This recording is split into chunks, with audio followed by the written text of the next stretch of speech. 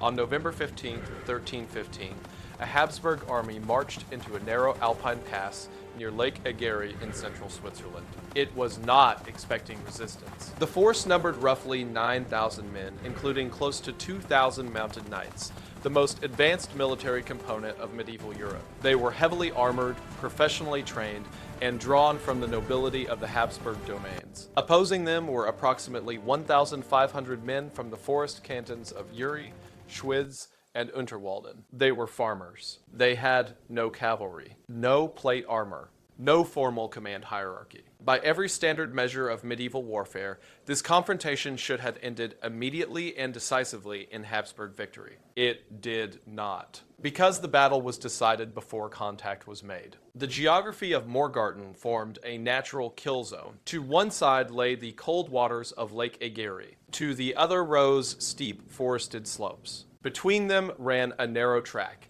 muddy, frozen, and barely wide enough for mounted movement. An army entering this corridor lost its defining advantages. Cavalry could not charge. Infantry could not deploy laterally. Command cohesion collapsed into linear dependence. Once the column stretched into single file, it ceased to function as an army and became a sequence of isolated units incapable of mutual support. This vulnerability was not accidental. The Swiss had chosen the location deliberately. They did not intend to defeat the Habsburgs in open battle. They intended to destroy the conditions that made Habsburg power possible. Above the road, hidden by trees and snow, they prepared a simple mechanism, felled timber, and stockpiled stones held in place by ropes. These were not improvised weapons. They were gravitational traps. When released, they would not discriminate between knight and horse, command and soldier. They would shatter formations through mass and momentum, not skill. The Habsburg army marched into this corridor believing it faced rebellious tenants. What it had actually entered was a system designed to neutralize every advantage it possessed. The ambush had already succeeded. The fighting had not yet begun. Duke Leopold I of Habsburg did not believe he was marching into a battle. He believed he was restoring order. In the early 14th century, the House of Habsburg was one of the most powerful dynasties in Central Europe. Its authority rested on three pillars: noble lineage, economic control, and heavy cavalry. These were not abstract advantages. They were systems that had crushed resistance repeatedly across the region. Leopold was 25 years old. He was the younger brother of Frederick the Fair, King of Germany, and eager to prove himself. Contemporary descriptions portray him as confident, ambitious, and aggressive, an archetypal aristocrat of his age. He did not see the forest cantons of Uri, Schwyz, and Unterwalden as sovereign communities. He saw them as property. The peasants of these regions held imperial charters granting them a degree of autonomy. From the Habsburg perspective, these documents were administrative errors, paper obstacles that could be corrected by force. This assumption shaped Leopold's entire campaign. He assembled an army of approximately 9,000 men, including nearly 2,000 mounted knights. These were not levies. They were professional warriors equipped with the best armor money could buy. They were supported by infantry, crossbowmen, servants, and a long baggage train. But what Leopold did not assemble was intelligence. He brought no experienced mountain guides. He established no extended reconnaissance network. He ignored warnings from local nobles familiar with the terrain. The march south from the town of Zug was treated as a demonstration of power, not an operation in hostile territory. Knights polished armor. Banners were displayed. The column advanced as a spectacle designed to intimidate. The contents of the baggage train reveal the mindset clearly. Alongside food and supplies were large quantities of rope. These were not for climbing alpine passes. They were intended for executions. Leopold planned to capture the leaders of the rebellion, hang them publicly, and return to his castles before winter fully set in. This confidence was not unusual. Medieval warfare relied heavily on psychological dominance. The appearance of a large cavalry force was often enough to break peasant resistance without a fight. Leopold expected fear to disperse opposition before contact. Fear did exist, but it did not produce submission. Instead, it produced preparation. The Habsburgs marched believing that superiority was inherent, that status, armor, and tradition guaranteed control. What they failed to consider was the possibility that the weaker side had already accepted that surrender was impossible. By the time Leopold entered the Morgarten Pass, The outcome was no longer a question of courage or numbers. It was a question of systems colliding, and one of them was obsolete. The confrontation at Morgarten did not begin with military planning. It began with a crime. For decades, the forest canton of Schwyz had been locked in a bitter dispute with the Abbey of Einsiedeln. The conflict was not ideological. It was economic. In the Alpine world, usable land meant survival. Forests and pastures were contested resources, and both monks and peasants claimed legal ownership. The abbey was protected by the Habsburgs. The peasants were not. Imperial complaints accumulated. Accusations of illegal logging and grazing circulated for years. Legal pressure mounted, but nothing was resolved. Tension hardened into hostility. On the night of January 6, 1314,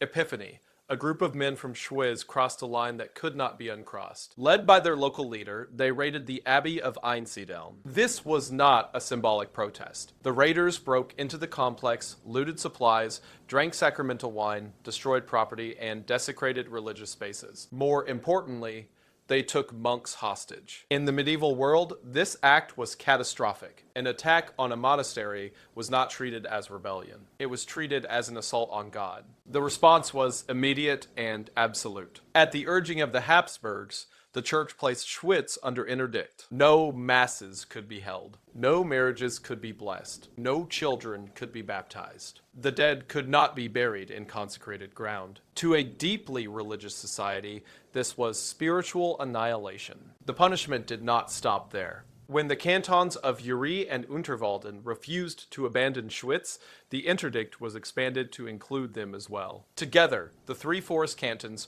were placed outside the moral and legal structure of medieval Christendom. This decision transformed the conflict. The Swiss were no longer disputing land rights. They were now labeled criminals and heretics. Negotiations ceased to exist as a concept. There was no legal path back into legitimacy. From the Habsburg perspective, Leopold was no longer marching to enforce authority. He was marching to execute offenders against the church. From the Swiss perspective, surrender became impossible. If they laid down their weapons, there would be no trial. There would be no mercy. They would be punished not as rebels, but as sinners beyond redemption. This reality reshaped their calculations completely. They did not prepare to bargain. They did not prepare to retreat. They prepared for finality. When Leopold assembled his army in Zug in late 1315, the Swiss understood exactly what was coming. They were outnumbered. They were outclassed. They could not meet the Habsburgs in open battle. But they also understood something Leopold did not. If the enemy believes you are already damned, survival depends on making the cost of victory intolerable. Morgarten was chosen with that logic in mind. The Swiss did not plan to defeat the Habsburg army. They planned to make its destruction so complete that no one would attempt the march again. On the morning of November 15, 1315, the Habsburg army marched out of the town of Zug and moved south toward the Morgarten Pass. The force advanced in a long column. At its head rode the heavy cavalry, knights drawn from across the Habsburg domains, armored in plate and mail, mounted on war horses trained for shot combat. Behind them came infantry, crossbowmen, servants, and a slow-moving baggage train. In total, the column stretched for nearly 3 miles. As long as the road was wide, this formation appeared impressive. Banners were visible. Armor reflected light. Commanders could still see portions of their units. That changed as the terrain tightened. Near Lake Egeri, the open ground disappeared. The road narrowed and became uneven, frozen in places, muddy in others. To the right lay the water's edge. To the left, steep forested slopes rose sharply upward. Movement was forced inward. The cavalry compressed first. Horses slowed as footing deteriorated. Riders were pushed closer together. Spacing collapsed. In several sections of the road, the column was reduced to single file. This was the critical moment. Medieval armies were designed to function as blocks. Command depended on proximity.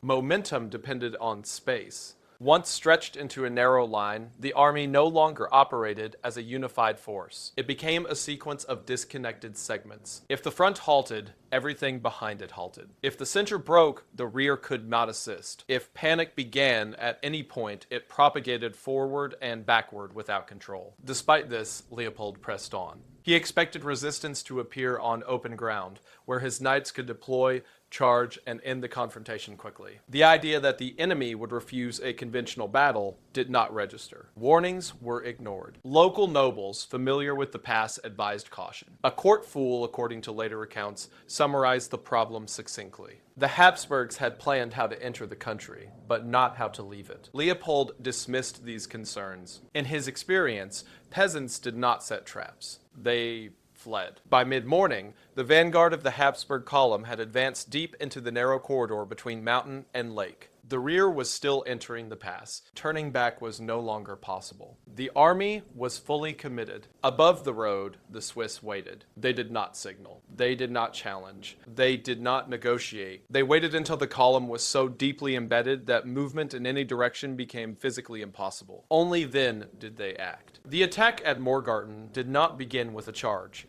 It began with gravity. High above the road, the Swiss had prepared the slope days in advance. Tree trunks were cut, stripped of branches, and stacked into unstable piles. Stones were gathered and positioned along the ridge. Everything was held in place by simple ropes. No engines, no siege machinery, no complicated mechanisms, only mass, height, and time. When the Habsburg column reached its deepest point in the pass, the Swiss released the restraints. The first sound was not a battle cry, but a low rumble. Timber began to move. Logs slid, then rolled, then accelerated down the frozen slopes. As they gathered speed, they smashed through undergrowth and saplings, becoming uncontrolled battering rams. They struck the center of the column. The impact was immediate and catastrophic. Horses were knocked off their feet, legs shattered. Riders were thrown onto frozen ground, pinned beneath their own mounts, or crushed by following men.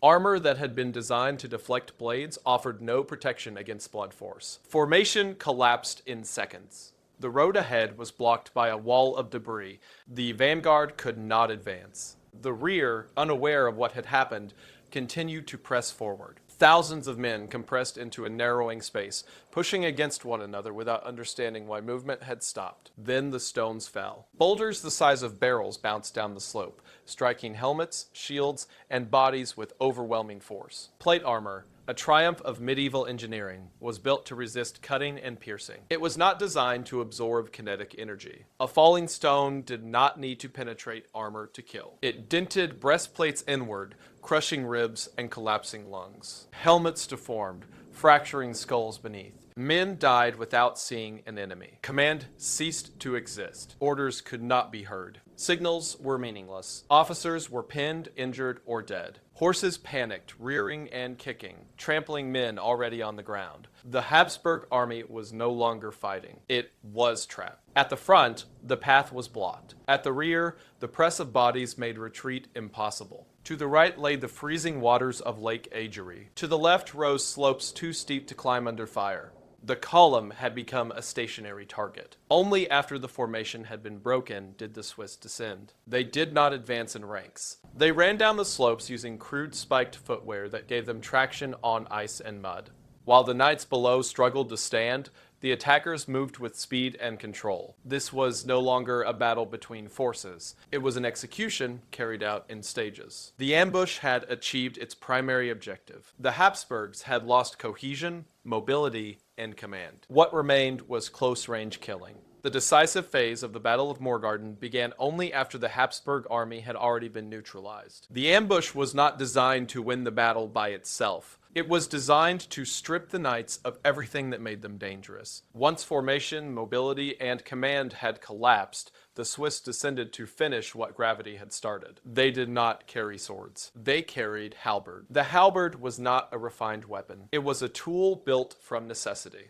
A long wooden shaft, roughly 6 feet in length, topped with an asymmetrical head combining 3 functions: an axe blade, a hook, and a spike. This design was not accidental. Against armored cavalry, cutting edges were insufficient. Plate armor could deflect slashes and absorb glancing blows. What it could not counter was leverage. The halberd provided it. As the Swiss rushed down the slopes, they encountered knights struggling to regain their footing. Horses were injured or panicked. Riders were dismounted or trapped in the press of bodies. Armor that had offered protection in open combat now became a liability. A mounted knight relied on height, momentum, and reach. At Morgarten, all 3 were gone. The first target was not the man. It was the horse. The axe blade of the halberd was swung low, aimed at legs and tendons. A single strike could bring a war horse down. When the animal collapsed, the rider was thrown into mud, snow, and bodies, encased in 60 to 80 pounds of metal. Once on the ground, the knight was no longer a cavalryman. He was a prisoner of his own armor. The second function of the halberd then came into play: the hook. Swiss fighters used it to catch shields, limbs, or the gaps behind knees and elbows. With the leverage of the long shaft, even a smaller man could pull a knight off balance and slam him face first into the ground. The final function was the spike. Armor was strongest on the front and weakest at joints: the armpits, the groin, the visor. The spike was driven into these openings with body weight rather than strength, ending the fight quickly. This sequence, trip, pull, finish, was repeated hundreds of times. What made it devastating was not individual skill, but system efficiency. A knight trained his entire life for combat against other knights. He expected a duel, a contest governed by rules of status and recognition. The Swiss offered none of that. They did not pause for challenges. They did not accept surrender. Once the halberd engaged, the outcome was predetermined. Armor, once a symbol of dominance, became a cage. A man who fell could not rise. A man who could not rise could not fight. And a man who could not fight was killed without ceremony. This was not chaos. It was methodical. The Swiss did not attempt to break through the column. They dismantled it piece by piece, exploiting immobility and fear. Knights were dragged from saddles like animals. Those who tried to crawl away were struck down. Those who attempted to stand were hooked and pulled back into the crush. The sounds of battle were not the clash of steel on steel. They were the dull impacts of iron on bone, the screams of horses, and the choking cries of men pinned beneath weight they could not escape. In less than an hour, the myth of the invincible mounted knight was destroyed. Not by superior weapons, not by greater numbers, but by a tool designed to exploit physics rather than honor. Morgarten marked the moment when medieval warfare changed direction. The knight was no longer the center of the battlefield. He was now a target. As the fighting intensified, surviving Habsburg knights attempted to do what generations of warfare had trained them to do when defeat became inevitable. They tried to surrender. In medieval Europe, war between nobles was governed by custom. A knight who found himself trapped could raise his visor, discard his weapon, and declare his name and lineage. In exchange for his life, he offered ransom: gold, land, or future payment. The victor accepted, and the defeated knight was taken prisoner. It was not mercy. It was business. This system made war survivable for the aristocracy. Battles were dangerous, but defeat did not necessarily mean death. Wealth and status provided an exit. At Morgarten, that exit did not exist. The Swiss fighters did not recognize the ritual of surrender. They did not speak the shared language of aristocratic warfare. They had no infrastructure to hold prisoners, no surplus food to feed captives, and no expectation of profit through ransom. More importantly, they had no incentive to show restraint. From their perspective, the men kneeling in armor were not peers. They were the same men who had come to burn homes, enforce interdicts, and carry out executions. Letting them live meant inviting their return with a larger army. So when knights raised their hands, the Swiss did not pause. They struck. Chronicles describe scenes of desperation. Knights shouted promises of wealth, holding out jeweled daggers and rings. The response was the halberd. Men were killed where they knelt. Others were struck down while attempting to remove helmets or armor. There was no sorting of prisoners from combatants. The logic was brutal, but consistent. The Swiss understood that mercy would only postpone destruction. To survive, they had to eliminate not just the army in front of them, but the expectation that invasion could ever be safe. This behavior shocked Europe. To aristocratic courts in France, England, and the Holy Roman Empire, Morgarten was not simply a military defeat. It was a violation of the natural order. Peasants had not only defeated knights, they had refused to acknowledge the rules that protected noble life. The implications were disturbing. If rank no longer guaranteed survival, then armor and lineage had lost their value. War became existential rather than transactional. Within the Habsburg ranks, panic spread rapidly. Once it became clear that surrender offered no protection, fear escalated into hysteria. Knights trapped in the crush understood that there were only two possible outcomes: fight and die, or flee. and escape in the Morgarten Pass led in only one direction, toward the lake. Once surrender failed as an option, the remaining Habsburg soldiers reacted instinctively.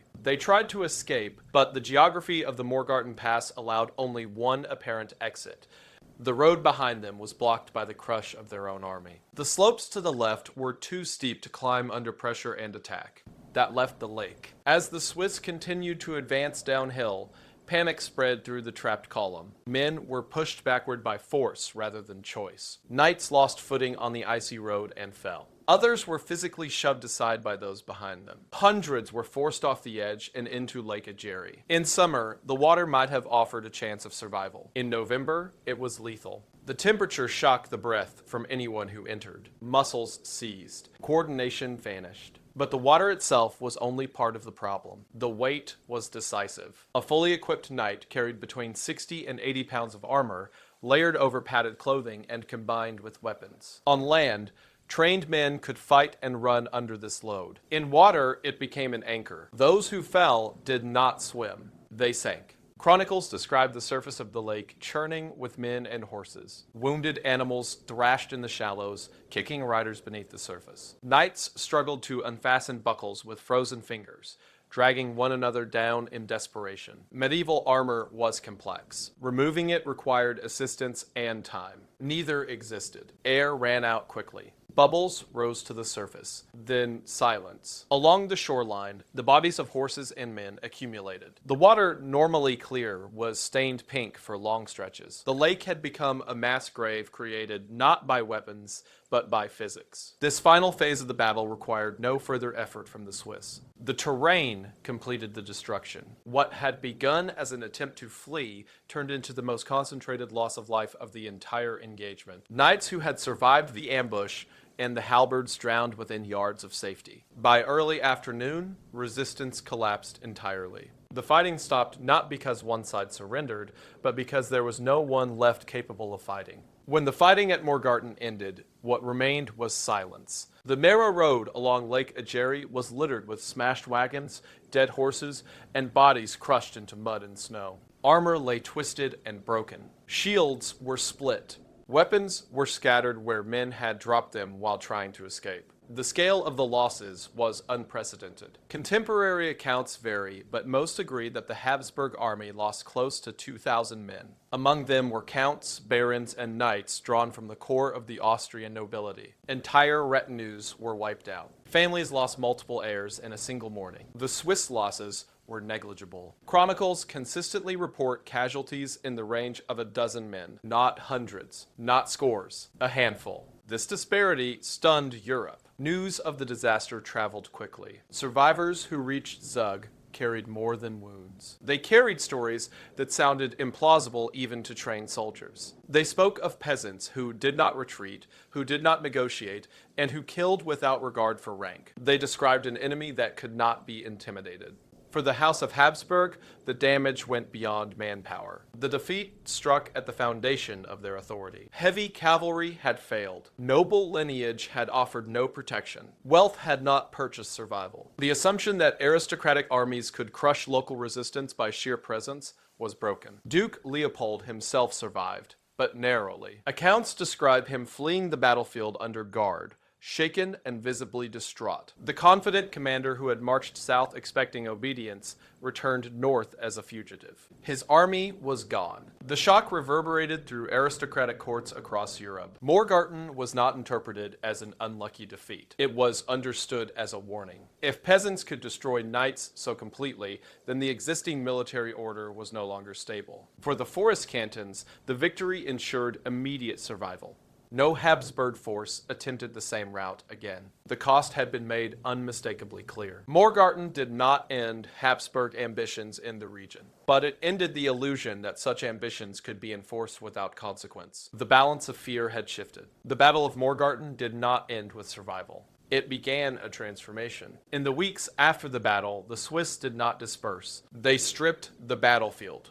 Armor, weapons, horses, and valuables were taken from the dead. What had been symbols of aristocratic dominance became material resources for the victors. This mattered. The forest cantons were poor. The soil was thin, the winters harsh, and surplus rare. Morgarten provided capital, iron, equipment, and wealth that would fund organization rather than improvisation. More importantly, it provided reputation. News of the defeat spread rapidly across Europe. Courts in France, Italy, and the Holy Roman Empire understood what had happened. An infantry force had annihilated heavy cavalry by discipline, terrain control, and refusal to obey aristocratic conventions. This was not an accident. It was a repeatable method. Rulers who read the reports did not respond with outrage alone. They responded with interest. If such soldiers could be hired, they could be used. The Swiss adapted quickly. Halberds remained effective, but they were not enough on their own. Over time, Swiss units adopted long pikes, 18-foot spears capable of stopping cavalry charges outright. These weapons allowed infantry to project force forward while maintaining dense formations. From this emerged the pike square. It was not flexible. It was not elegant. It was devastating. A disciplined block of men armed with pikes could advance as a moving fortress, denying cavalry any opening. Combined with the psychological reputation established at Morgarten, Swiss formations often broke enemy morale before contact was made. Equally important was policy. The Swiss cultivated a reputation for refusing ransom and showing no quarter. This was not cruelty for its own sake. It was deterrence. Enemy commanders knew that defeat against Swiss troops meant annihilation, not negotiation. As a result, Swiss soldiers became a commodity. They fought for paymasters rather than causes. Contracts replaced loyalty to banners. Their reliability became legendary. Payment guaranteed service. Failure to pay guaranteed withdrawal. No money, no Swiss became a rule rather than a saying. Over the next 2 centuries, Swiss mercenaries dominated European battlefields. They fought in Italy, France, and beyond, shaping wars far from their mountain homes. Even the papacy adopted them. The Swiss Guard that still protects the Vatican traces its lineage directly to this tradition.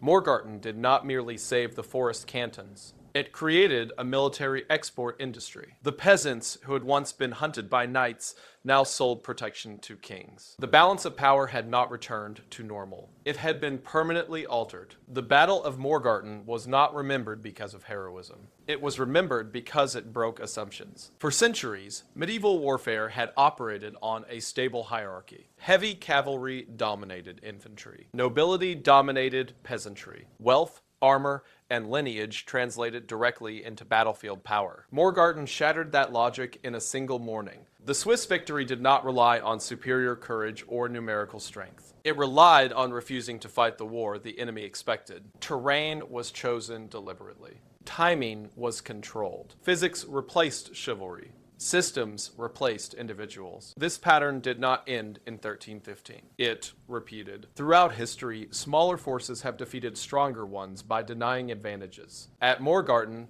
cavalry was neutralized by bottlenecks. In Finland, in 1939, armored columns were trapped in forests and snow. In Vietnam and Afghanistan, superior armies lost effectiveness in hostile environments. The logic is consistent. When the stronger side depends on systems requiring space and predictability, collapse follows. Victory comes from redefining the fight, not matching strength. Morgarten also explains the emergence of Swiss armed neutrality. Peace was secured by deterrence, not goodwill or treaties.